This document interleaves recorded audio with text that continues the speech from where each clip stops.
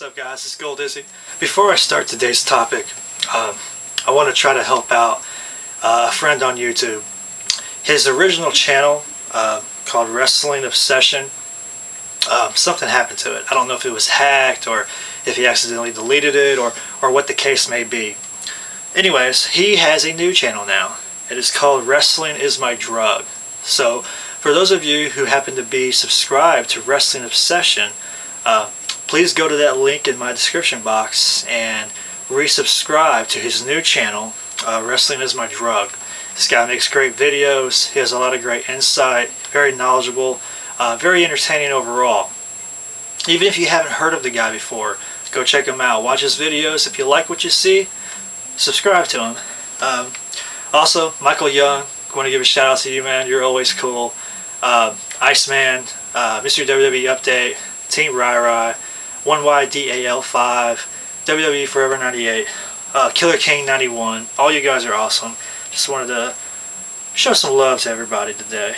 If I didn't mention your name, hey, I love you all, y'all. Well, today's topic is I want to discuss a little bit about Royal Rumble. A little bit of Royal Rumble 101, if you will. I just want to go over the previous winners of the Royal Rumble and give you guys some interesting facts that you might not have known. Royal Rumble got its start in 1988. That was the very first year I started watching wrestling, to be in fact. And Hacksaw Jim Duggan, who happened to be the 13th participant in the Royal Rumble, won that particular Royal Rumble. And that actual Royal Rumble was held in Hamilton, Ontario at the Copps Coliseum.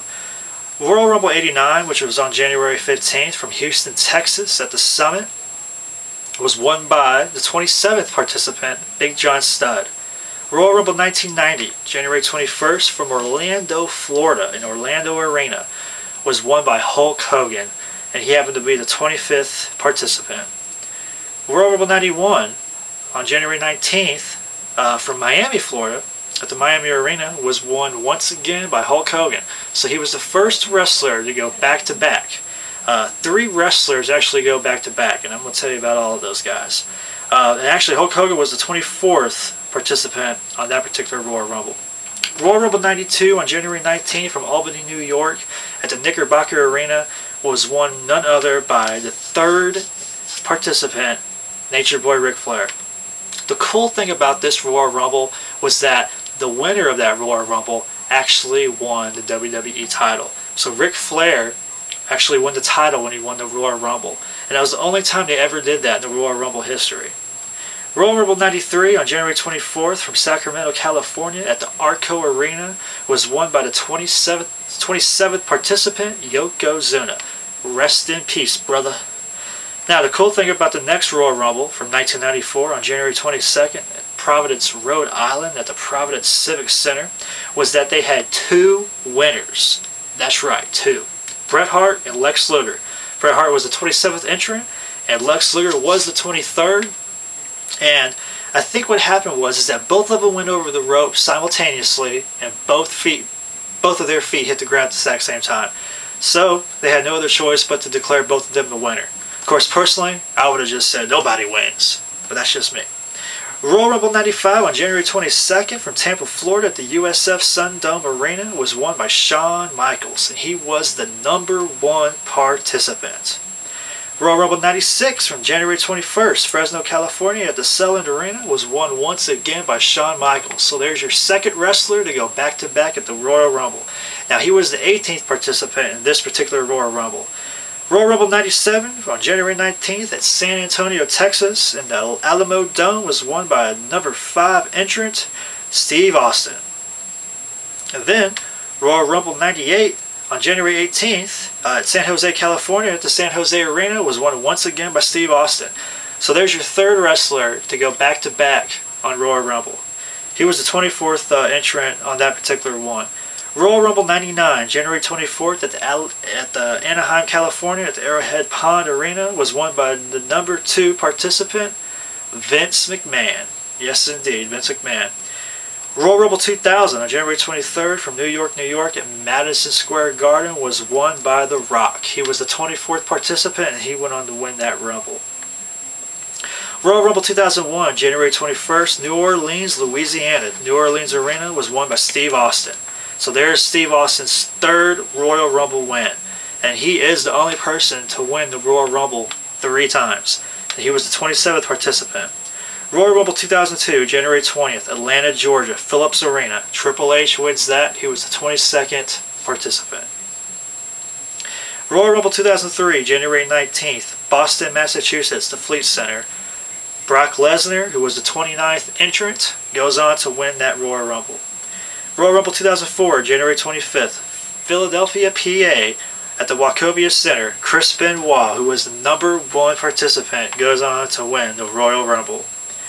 Royal Rumble 2005, January 30th at Fresno, California at the St. Martin Center.